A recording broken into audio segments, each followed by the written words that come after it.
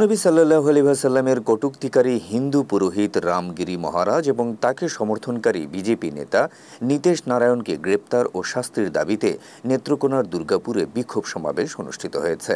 বুধবার দুপুরে দুর্গাপুর মার্কাজ মাদ্রাসা মাঠে উপজেলা ঈমান আকিদা সংরক্ষণ কমিটির আয়োজনে এ সমাবেশ অনুষ্ঠিত হয়।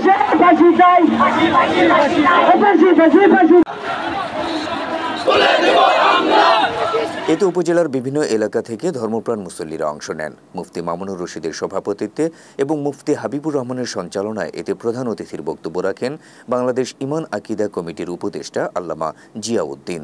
অন্যান্যদের মধ্যে বক্তব্য রাখেন মাওলানা ওয়ালিউল্লাহ, মুফতি হুমায়ুন কবির, মুফতি আবদুল্লাহ, মুফতি বরকত উল্লাহ, মাওলানা আব্দুর রউফ, মাওলানা ইব্রাহিম, মাওলানা মুজিবুর রহমান সহ আরও অনেকে। আলোচনা শেষে হাজার হাজার জনতার অংশগ্রহণে এক বিক্ষোভ মিছিল পৌর শহরের বিভিন্ন সড়ক প্রদক্ষিণ করে। পরে মার্কাজ মাঠে সারা বিশ্বের নির্যাতিত মুসলিম উম্মার জন্য এক মোনাজাতের মাধ্যমে সমাবেশের সমাপ্তি হয়। এ সময় বক্তারা বলেন, ধর্মীয় ইস্যু নিয়ে ভারত সবসময় উস্কানিমূলক বক্তব্য দিয়ে সারা বিশ্বের মুসলমানদের মনে আঘাত দিয়ে থাকে।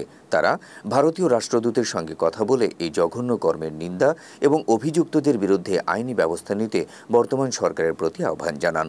তা না হলে দুর্গাপুর উপজেলা থেকেই ভারতীয় পণ্য বয়কটের ডাক দিয়ে কঠোর আন্দোলনের ঘোষণা দেওয়ার হুঁশিয়ারি দেন বক্তারা। নবীর অপমানকে সহ্য না করতে পেরে আজকে আমরা প্রতিবাদ মিছিলের মধ্যে সমবেত হয়েছি।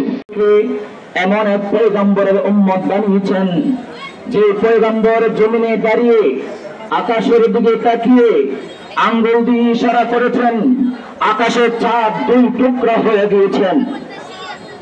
এমন একজন পয়গম্বরের উম্মত আমরা হয়েছি যে পয়গম্বরের সৃষ্টি না করলে আকাশ আর জমিন সৃষ্টি করছে না।